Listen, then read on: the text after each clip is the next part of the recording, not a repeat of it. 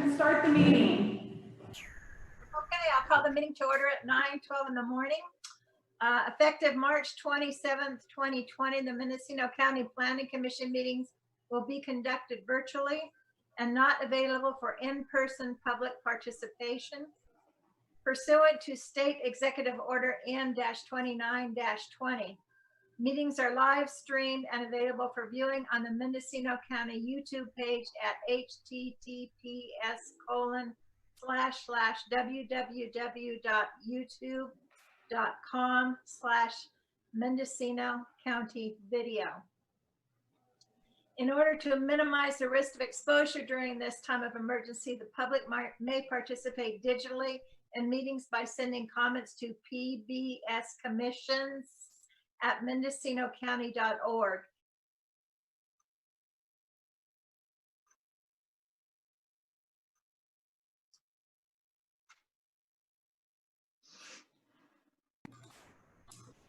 All right, that was the conclusion of the 3-minute pause, during which time we did not receive any comments to our PBS Commission's email. Okay, thank you, Julia. Then we'll go on to the consent calendar, which there are no items. So then we'll go on to our regular calendar. And today we're hearing case U 2019-0011. The applicant being AT&T on the Nixon property. This is continued from our May 21st meeting. So does staff have a presentation and an alternate resolution for denial? Chair Ogle, I do see you have a couple hands raised from some of your commissioners to start here. I have a conflict of interest, so I need to recuse myself at this time. Thank you, Greg. Madeline, you need to turn your speaker on. I also need to recuse myself. It was felt by the attorneys that my comments at the last meeting made it seem like I was not impartial. And so they would like me to recuse myself in this particular case. I, of course, don't have trouble with the meetings in general, but in this one case, I must. Okay, thank you, Madeline. So it appears that we have Commissioners Purnell, Perkins, Jacobson, and myself, 4 members. Is that correct, staff? Yes, that is correct. We do still have a quorum. Good morning, everyone. Mark Kleiser, Planner 1, planner for this project. As previously stated, the applicant is requesting construction of a 143-foot tall wireless communications facility at 20201 Manzanita Drive in Willits. The project was heard at the May 21st Planning Commission, at which time no formal action was taken. The commission requested the project be continued to the June 4th meeting and have staff prepare an ultimate resolution for denial. That resolution is attached to the most recent memo sent to the commission. The commissioners now have 2 options before them. 1, the resolution for approval with yet to be incorporated changes from the May 21st meeting, and the new resolution for denial. And that concludes my presentation. I'm happy to take any questions. Thank you, Mark. Are there any questions from commissioners? Why don't we start with Commissioner Jacobson, please?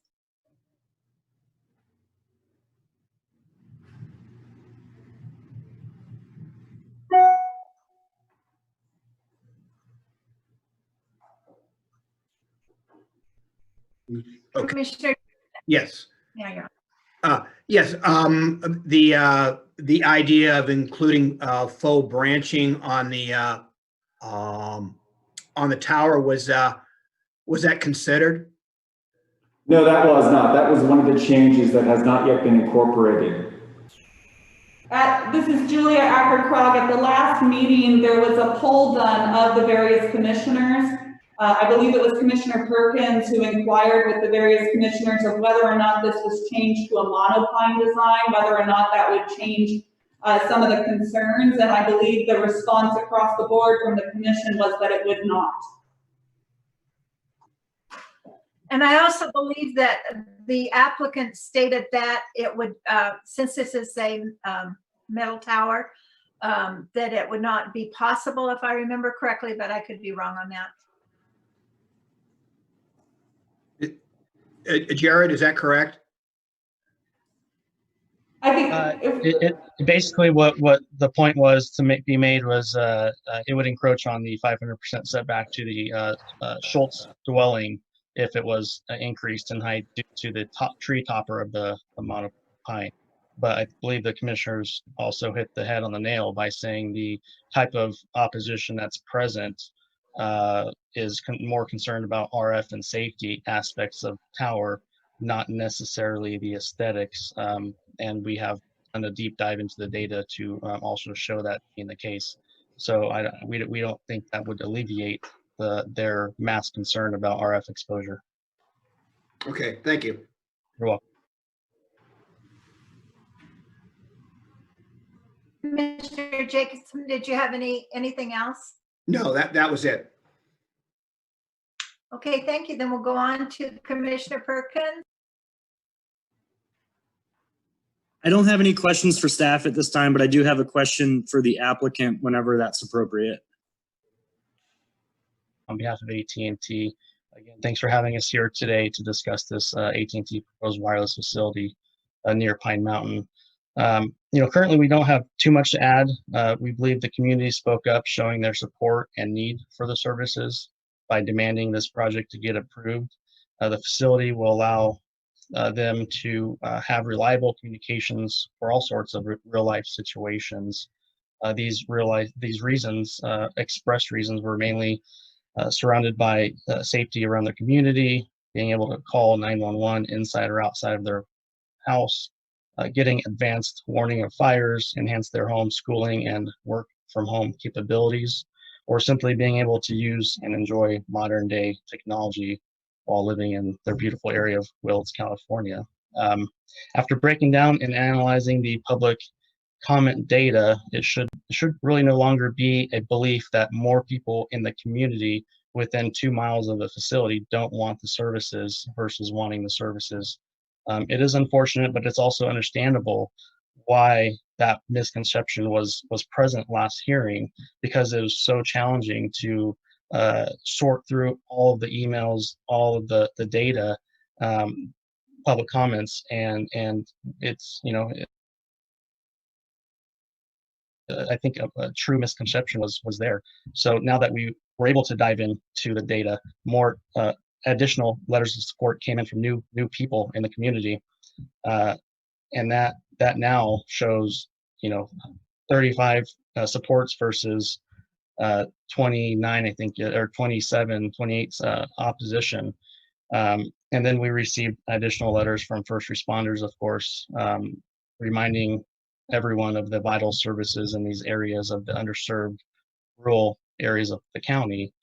And then, of course, Willits Unified School District wrote in their support. They know what's coming ahead of their students and parents in the area of rural Willits, and the challenges they'll truly face.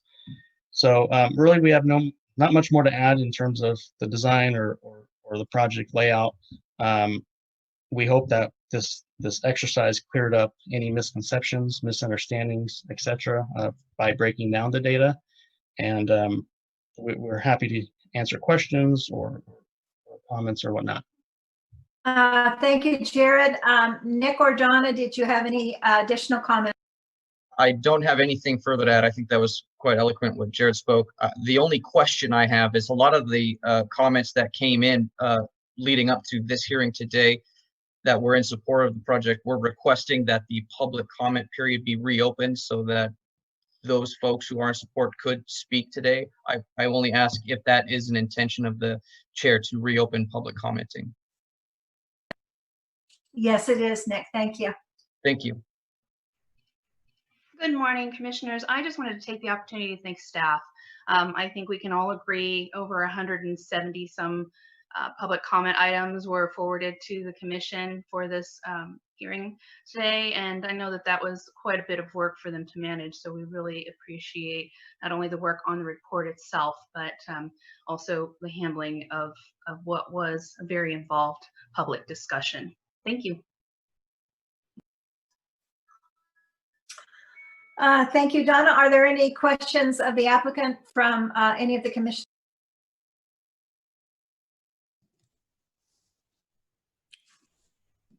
May I jump in with a question? I'm sorry, excuse me. I didn't understand who. Is that you, Scott? Okay, thank you. Go ahead. Yeah, I'd like to ask a question if that's all right. Yeah, so for the applicant, households nearby this tower, if they were to connect wirelessly to this tower and use that connection for a mobile Wi-Fi hotspot in their home, what range of download and upload speeds could households expect? The minimum download speeds that AT&T is required to provide is 10 megabytes download and 1 megabyte upload, I believe it is. But the true speeds that are seen from actual towers deployed in rural areas is upwards of 25 megabytes per second to 50 megabytes per second of download speed and 10 megabytes upload speed. We've had the luxury and luxury is probably a bad word, the great opportunity to witness a lot of these towers being deployed, mostly in El Dorado County and Placer County. And while some were being opposed heavily, such as this, the tower went in. It's not a nuisance, and folks are ecstatic of the types of services that the tower is providing. They can stream Netflix. They have great connectivity around their properties on peaks and valleys.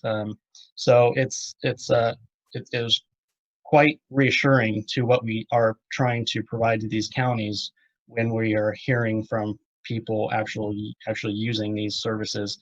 And it makes satellite, for instance, the old DSL copper lines. That's kind of the comparison that's being made when comparing to satellite internet. Okay, thank you. The reason I asked, the California Public Utilities Commission did a study on Mendocino County that only 75.2% of households have access to reliable high-speed internet, which they define for their report as 6 megabits per second down and 1 megabit per second up. And what you're saying is that this tower would exceed those minimums, it sounds like, easily. Yes, they're required to exceed that minimum. Great, thank you. That's the only question I have. Does staff have any final remarks? I would like to just address the last comment as well. We explicitly stated that on the record about the need for posting a revised notice. I just want to be clear, when an item is continued to a date certain, there is no requirement to renotice that item. So, and there was only a memorandum prepared to update and provide the alternate resolution for denial, as the original staff report remained unchanged. So that concludes my remarks, but I believe Director Schultz has some remarks. Yes, this is Brent Schultz, Planning and Building Services Director. I just think it'd be remiss if I did not read the FCC. I am very appreciate everybody's comments about radio frequency, but you know, our staff has to work through a lens of our ordinances, our general plans, state and federal statutes, and I got to just read this off. Section 7047B3 requires that any denial shall be in writing and supported by substantial evidence contained in the written record. Section 7074B4 prohibits denial on the basis of radio frequency emissions if those emissions are below the standards as determined by the Federal Communications Commission. I have read the report. This one is below those standards. So we don't have any substantial evidence in our record here that I can see about radio frequencies exceeding that standard. So I just want to make that clear, and I stand by our staff's recommendation that the Planning Commission approve this with conditions. That concludes my presentation to the Commission. Thank you, Director Schultz. I still feel with all of the considerations that we have to weigh when we make these local land use decisions, that there are some overriding impacts to the community that do need to be considered. Those are aesthetic and beyond. Those are some issues that are inconsistent with our general plan and also with our wireless facility guidelines as laid forth in the alternative resolution today. And that's all I have to say at this point. Thank you, Allison. And I do have some comments. I don't believe I have any questions, but I would like to say that per the comments between May 19th and June 3rd, which was yesterday, we received comments with, if I'm correct, and I may not be because the numbers seem to be kind of fluctuating, but I had 31 in favor and 7 against in the comments. And I did want to address comment number 142 from Roy Ted Geller, where there were, in the area, there were 38 yeses and 55 noes. That being said, 26 of the 38 live in the Pine Mountain area. On the noes, 6 live in the Pine Mountain area. Excuse me. Also, 34 signed a petition in favor of the cell phone tower. I would also like to say that I did go to the site yesterday. There were locked gates, so I wasn't able to go to some of the properties, specifically the Ortiz and Nixon property. I did talk with one of the property owners there. I could be wrong, but it seemed like that property owner is above where the Ortiz and Nixon property is, and they probably would have the most view of the tower. They are, and they have also written in letters supporting the tower and mentioned most of their neighbors that they have talked to are in favor of the tower. So based on my viewing and driving around the area yesterday and the other comments that have been received, and thank you, Allison, for addressing once again the fact that we cannot address the radio frequency. And I too am concerned about the health issues, but that is not something that we can address.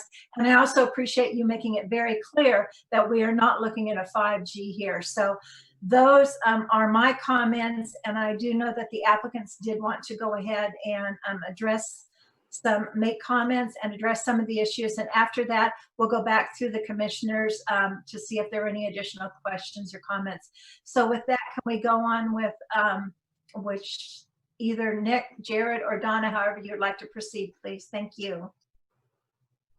Yes, thank you, Chair. Again, this is Nick Taggis on behalf of AT&T, and I will just wrap this up very briefly. I believe AT&T has made a significant and substantial case that they're not only fulfilling this extensive coverage gap for AT&T customers in this area, but also for the benefits to the community with high-speed broadband internet that's not only going to be very affordable, but very reliable, as well as bringing in the FirstNet services. But more to the point of the community here, and I'd like to address all 4 of you commissioners who are weighing this today. The data points to the closer you get to this proposed tower, the more support there is for this tower. The data shows that the average supporter for this project is approximately a half a mile away from this tower proposed location. The average person who's opposed to this tower, the average distance is 7.39 miles away from this tower. So I would only urge you to really think about the closer you get to this tower, the more folks who are actually going to receive the benefits of this tower are more in favor of this project than not. And with that, we appreciate the wisdom, we appreciate the time and effort, and we appreciate the position that you have all been put in here. And we strongly support this project for those reasons. Thank you very much. Thank you, Nick. Jared or Donna?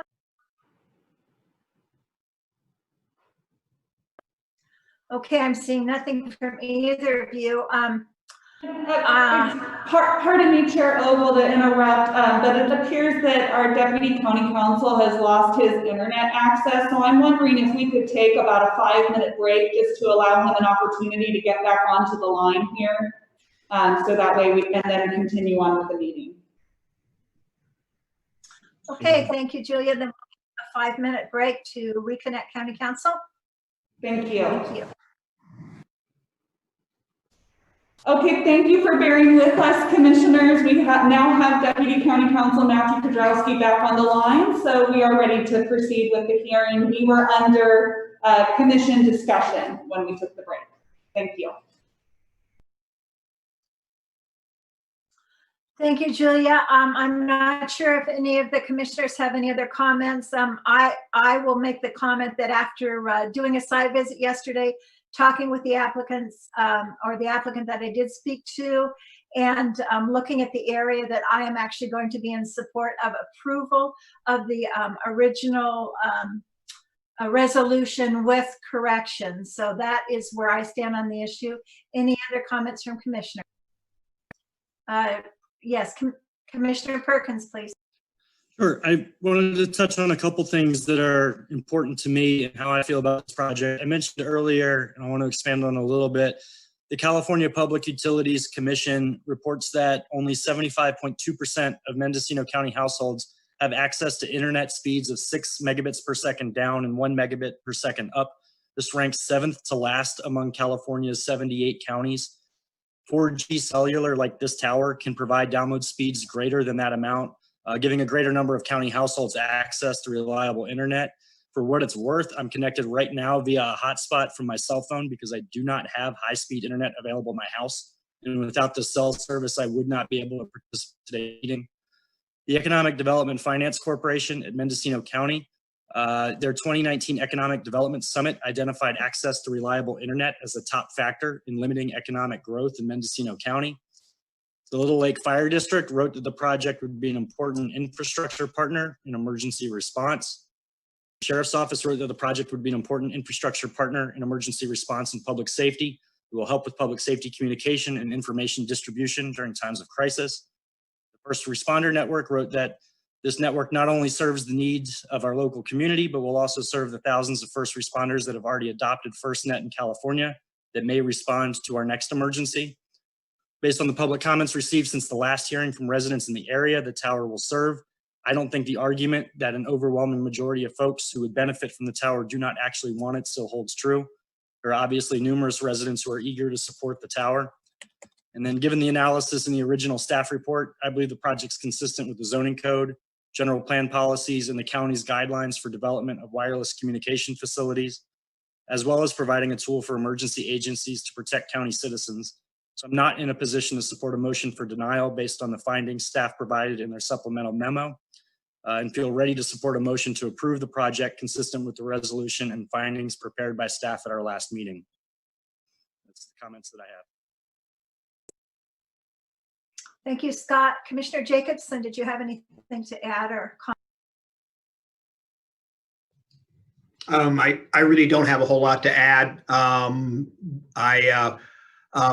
By going over all the public comment that we received over the last month on this project, and even if the public comment was, which was difficult to do, was divided in half, pro and against this project. The tipping point for me is the public benefit that this is going to offer, from everything from first responders to the education system in the local community, and broadband here from Mendocino County.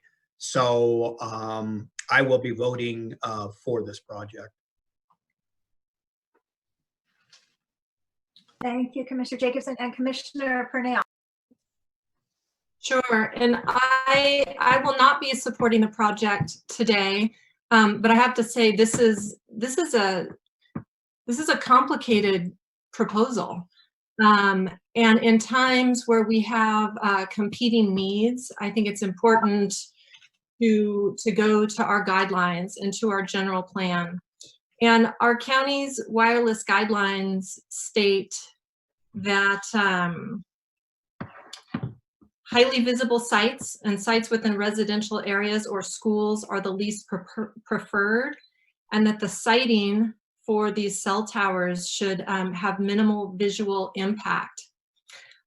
In addition, per the findings that staff came up with in the alternative resolution, the proposed project is inconsistent with general plan policies DE 85 and DE 205. I do feel that this project would have too much of an impact on this community. I would be interested in looking at this project on an alternative site and another location that could possibly serve more people.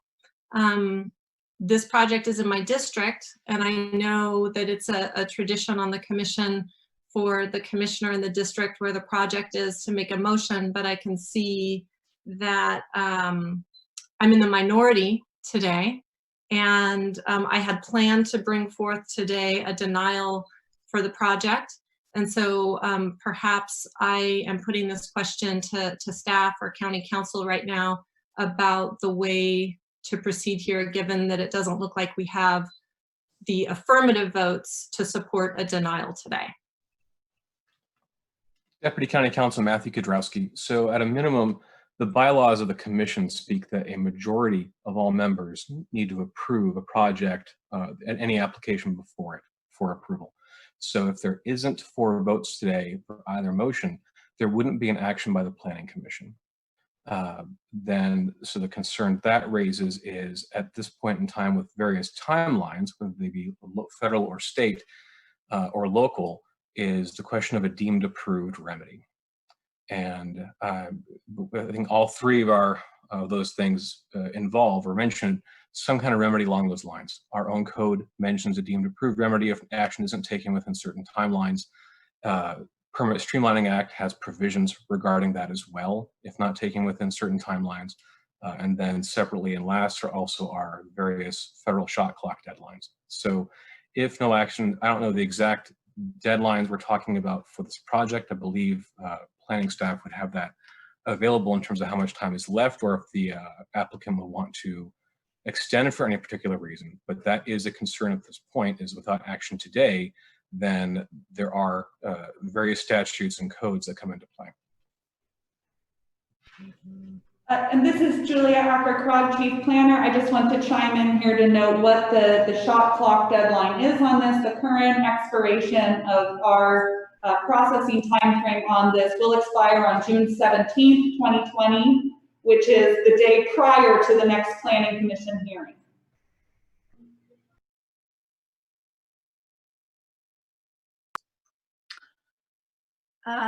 Okay, I think at this point, perhaps we should check with the applicant and see if there are any comments regarding what County Council presented to us.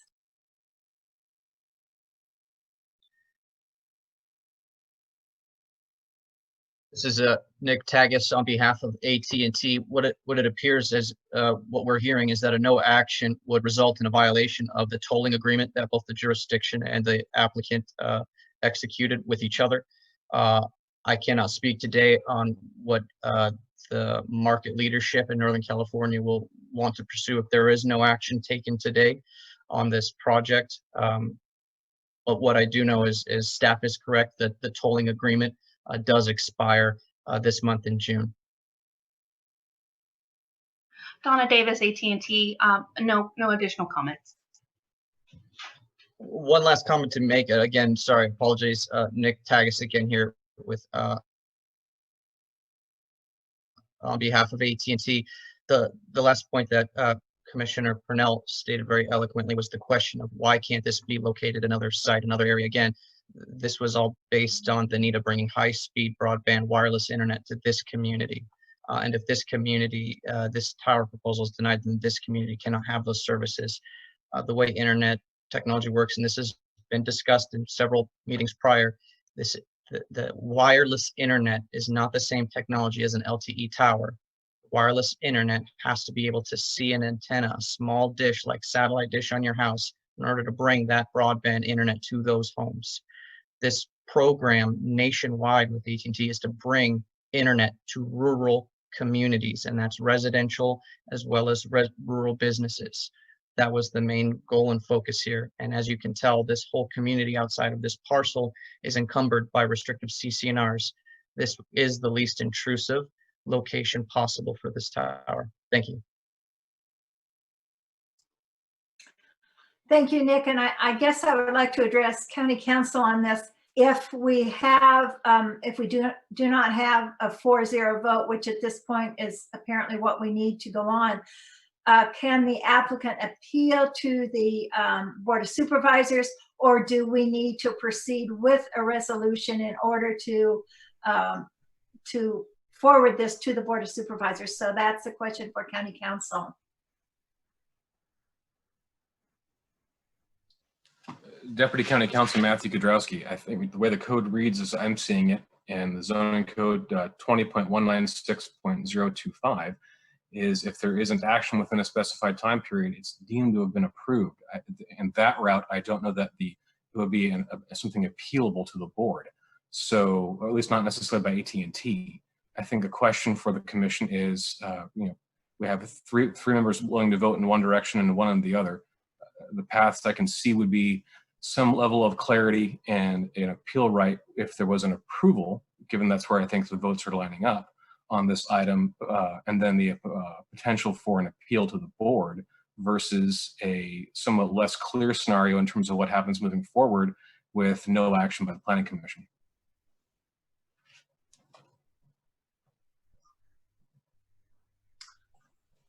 Okay, thank you.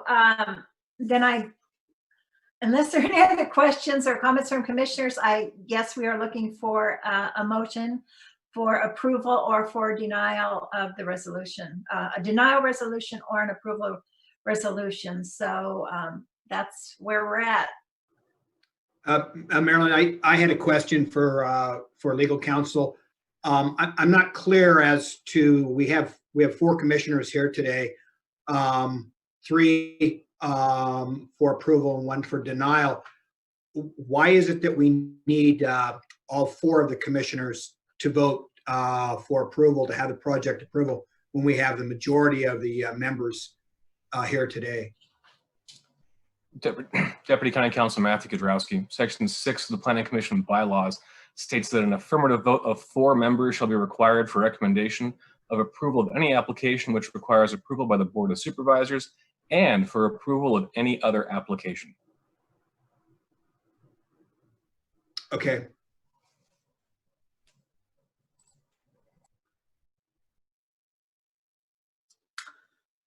Okay, once again, we are to the point of asking, or I'm at the point of asking for a motion.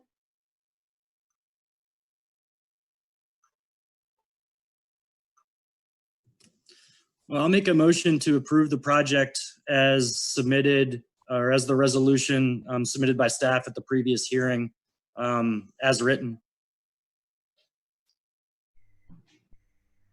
I second that.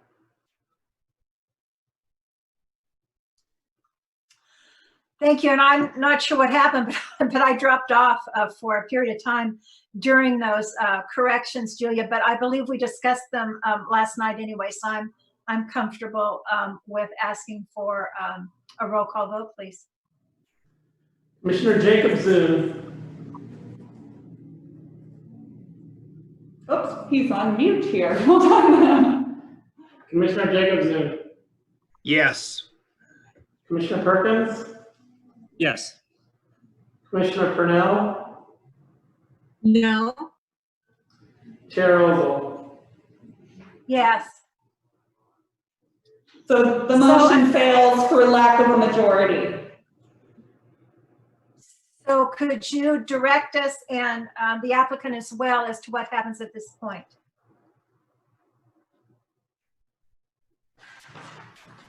Sure. So this is Julia Ackerkrog, Chief Planner. So at this point, a motion was made, and that motion has failed. The commission could entertain an alternate motion for the project. And beyond that, you're really looking at very limited options here because of the tolling agreement that we have. So I guess I was a little unclear, and perhaps County Council could weigh in again. I'm really a little unclear on the motion failed, but I think there was some other comment. Perhaps County Council could review that again, please. So this is Deputy County Council Matthew Kudrowski. As stated before, bylaws require a vote of at least 4 commissioners for approval of an application. Failing that, I think we're looking at, there is just no action by the commission.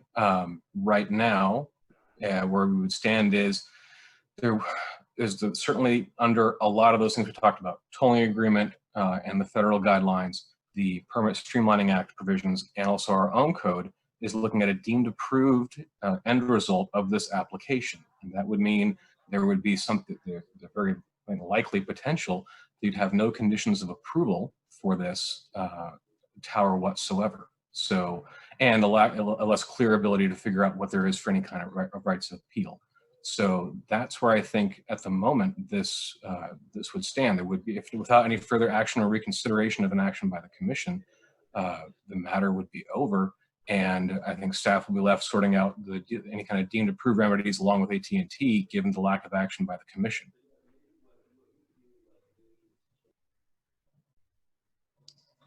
A question for you, Matt, on that. Is there any role for the Board of Supervisors at this point, or am I understanding correctly that this would just be a full green light today without any further action, without any conditions of approval? Deputy County Council Matthew Kudrowski, looking at the appeals section in our code, I had that up a second ago and now it's gone. It really talks about an appeal from a decision, determination, or requirement of the Planning Commission or the zoning administrator, which without action by the commission, we wouldn't technically have. So as it stands, I don't know, I think it's very unclear appeal rights in the nature of a deemed approved. If the project was approved by the commission, that clearly would have an appeal remedy in the code. I'll just elaborate on my thought process on that, which is that since we're kind of in a corner here on this. And so I'm wondering if there's a way for us to be able to move forward on this with conditions of approval. And if in considering a shortened tower, which I understand would, you know, that obviously changes everything, including the feasibility of the project, but it also minimizes many of these impacts that are of concern. And so that's why I was wondering if that was an option for today. And if so, I would be curious to hear from the other 3 commissioners today if that conversation is something that we want to entertain, realizing that's a whole separate can of worms. I'll address this first in asking the applicant, because I believe this has been discussed, and if I'm not mistaken, we were told that no, it had to be at that height because of the trees and the foliage that is in the area. So once again, I'll have to defer to the applicant and ask if that would be feasible. Jared Kearsley on behalf of AT&T, thank you for the questions. Chair Ogle, you are correct. The terrain and tree heights around this area are very challenging.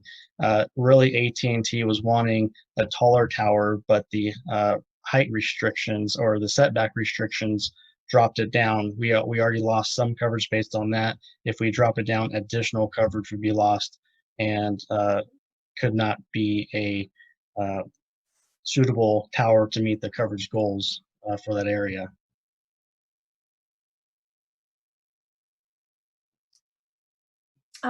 Thank you. Allison, does that answer your question on that item? And did you want to to continue on with discussion? Well, I think we need to continue on with discussion because I'm not comfortable proceeding with a green light without conditions of approval. I think that's a worst case scenario. I'm also not supportive of the current project as proposed. Question to County Council here.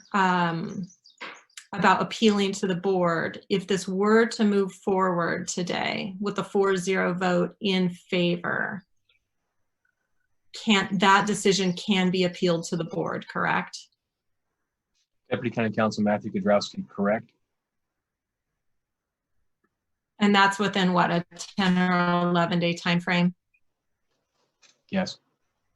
Okay. Do you happen to know the appeal fee? This is Julia Ackercroft. I do know the appeal fee. It's $1,616 in order to file an appeal with the Board of Supervisors. Thank you, Julia.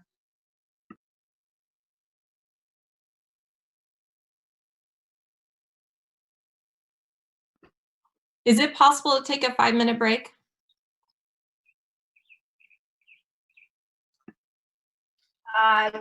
Yes, from the chair, we could take a 5-minute break.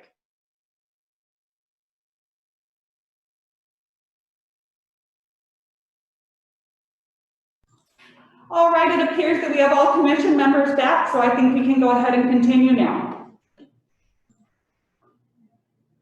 Okay, thank you. And I believe Commissioner Purnell was the one who asked for a 5-minute break. So I'll defer to Commissioner Purnell.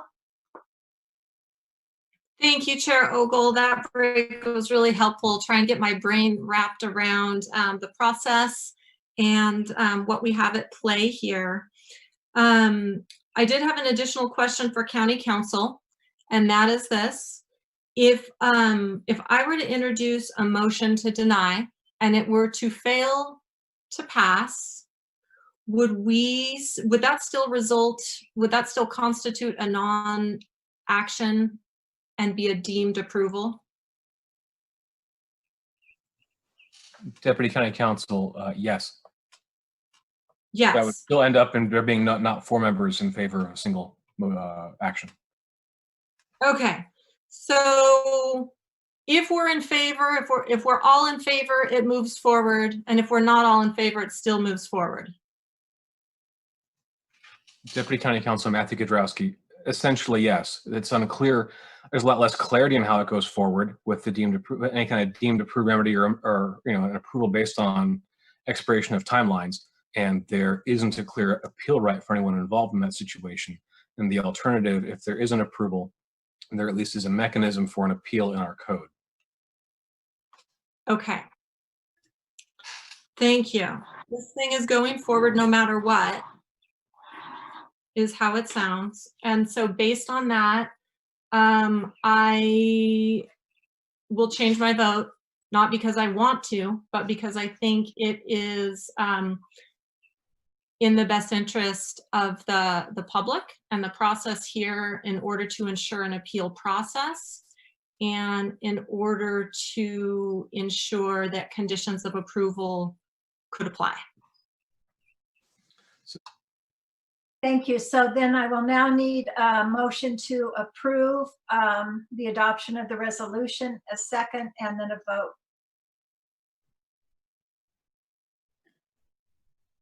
I'll make the motion again unless Commissioner Purnell would like to, since it's her district. Either way, I'm happy. Go ahead. Okay, I move to approve the project based on the resolution and findings presented by staff and as amended, as described by staff today.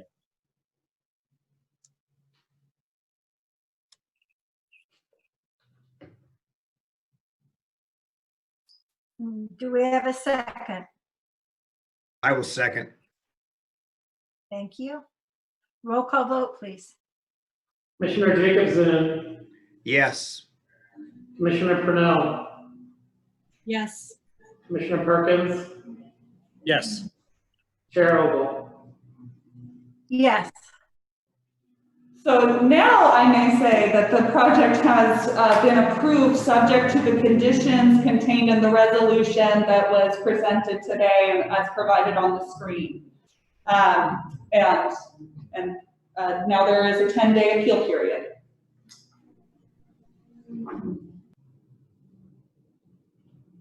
Okay, thank you. And I believe